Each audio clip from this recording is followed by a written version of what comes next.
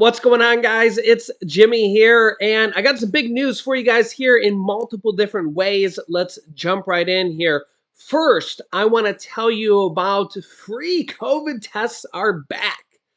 That's right, and you might as well get them because they're free, and why not, right? If the government's going to give them to you for free, you might as well get them. Take a look here.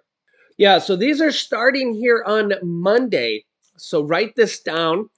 Yeah, so these are starting. They will give them to you by mail. So take a piece of paper or text this, perhaps grab your phone here and write this down here. The Biden administration is worrying the website covidtests.gov back to life starting Monday, September 25th. So note the website is covidtests with an s.gov, not .com. It's .gov, and it's tests with an s. So covidtests.gov, starting on Monday, September 25th, just in time for back to school. We've already been sick like once or twice here. You know, kids go back to school. Our 5-year-old little germ magnet. Yeah, so just be aware. If you want these tests, they're free. They're better than going to CVS and paying, or Walmart, Walgreens, wherever, and paying $20 or $25, or whatever those damn things cost. And the government will send up to 4 free rapid tests per household to anyone who requests them. So you might as well get them for free because it's better than you paying for them, right? The announcement comes with recognition that C-19 hospitalizations peaked in January for the past 3 years running. Basically, wintertime, and it's an important component of minimizing the spread of infection. I guess it's better to know that you have it so you won't spread it to other people. If you are sick, you can take a test. We actually took a test when we were sick here. Again, it's better to know if you have it so you don't spread it, and we were actually negative. Also, it's important to know here that they extended the expiration dates. Where does it say this here? The government suggests you don't throw out unused tests even if the expiration dates passed, because they extended them. The expiration dates for many of them have been extended, and the website will list them. I believe they extended them by like a year or so. You'll have to see.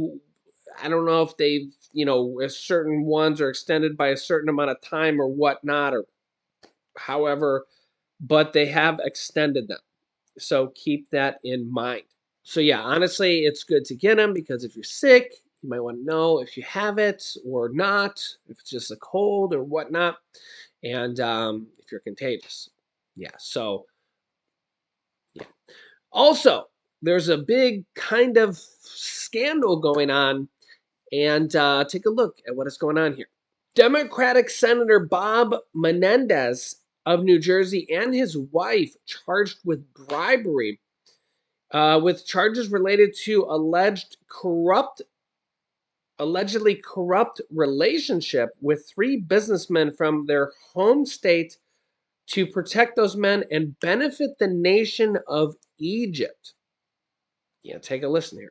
New Jersey Senator Bob Menendez and his wife indicted by a federal grand jury. The senator is accused of using his office to help several businessmen from New Jersey, as well as the Egyptian government, in exchange for receiving hundreds of thousands of dollars in gifts, including cash, a luxury vehicle, even gold bars.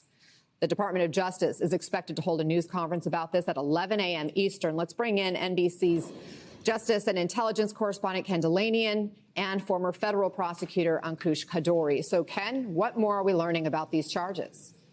Good morning, Anna. This is a shocking series of corruption charges against the powerful chairman of the Foreign Relations Committee and his wife, accusing them of a bribery conspiracy. And it's really complicated here. It's multi-pronged. It accuses the senator of accepting cash and gifts, including, as you mentioned, gold bars, a luxury Mercedes-Benz vehicle, in exchange, and they call it bribery, for taking official action to benefit the people that were paying him the money in 3 separate arrangements. There was an Egyptian figure who had a halal meat business that got an exclusive deal to provide halal meat to the government of Egypt, even as Senator Menendez had significant influence over foreign U.S. military sales and military aid to Egypt. And the indictment details a series of allegations where they say Senator Menendez exerted that influence and pressured Egyptian officials even as he was helping this company. And then separately, it says that the senator intervened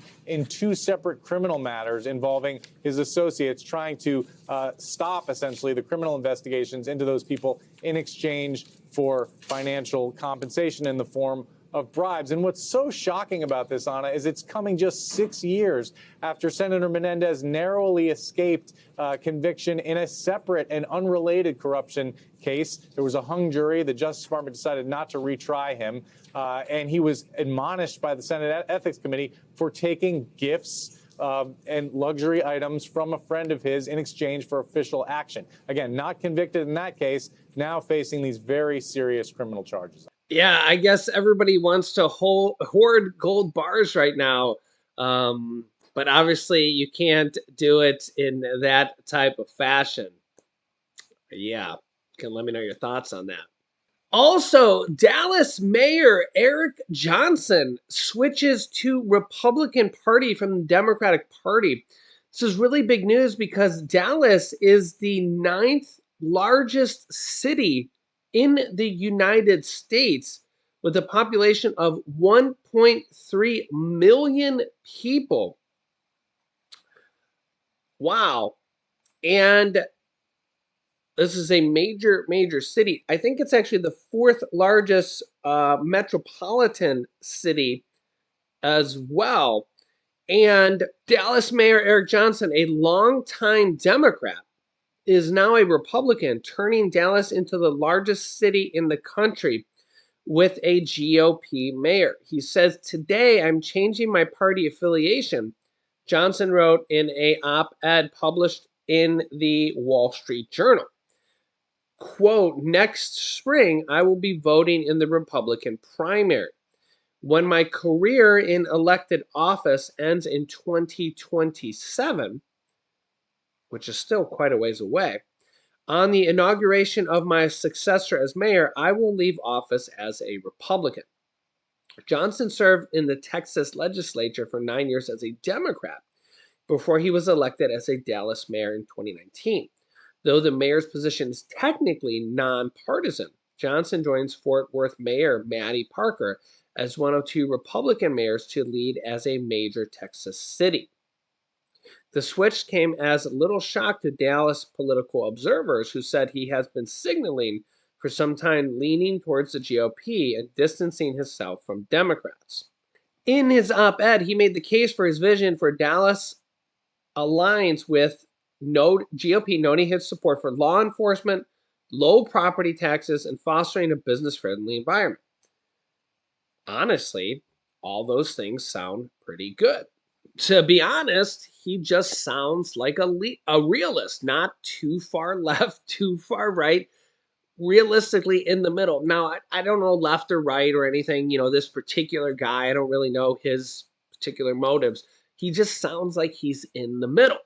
I think a lot of people are really like that. A lot of people that aren't too deep into politics. That's really where I was before this YouTube channel. Before this YouTube channel, I really wasn't into politics that much. This YouTube channel has kind of brought me more and more into politics per se. But again, I'm not too far right, not too far left. I'm just a realist. Just look at exactly what he's saying. What do people want? They want lower taxes, but again, you need enough taxes to be able to pay for things. If you're running a city, You have to be able to pay for the city. You can't have the city go bankrupt. If you were a mayor, you have to be able to pay for things. You can't just get rid of taxes and have your city go bankrupt, not be able to pay your electric bill, pay for your police department, pay for your fire department, pay for things, right? So just imagine if you were the mayor, right? You can't just get rid of property taxes. You can't just get rid of your schools, can't get rid of, your services that you need. So you have to run a city like a business, and I just know this from my business history, right? So again, you just kind of, this is why I call myself a realist. You just look at each individual problem and just think of a realistic solution. Now, it doesn't mean that each problem has a realistic answer. You look at something like the southern border, that has been a problem for decades, and it's really not even a simple solution. The border wall has helped tremendously. I think when Trump first proposed it, it was much more controversial, I think, than it is now. It's helped dramatically. I think a lot of people agree with that now. I think it's become much less controversial than it was when it was first proposed. People are like, oh my God, it's going to cost so much money, et cetera, et cetera. But now I think it's helped a lot. But even still today, look at still the problems we have with the southern border. And I think the policy is still a problem. And again, this is just one problem that America faces. I mean, couldn't you imagine running the entire country? The day you sign up as president, no matter what political party you're on, Republican or Democrat, you instantly sign up and you have millions of people already hating you. It's a tough job. Yeah. So let me know your thoughts here in the comments. I'll keep you up to date here with everything going on here on a daily basis. If you haven't yet, subscribe down below. Click the bell icon. I'll keep you up to date here. Thanks for liking and sharing these videos. Click here to see my new video with a massive bombshell that just happened. Thanks for watching, guys, and I will see you in the next video.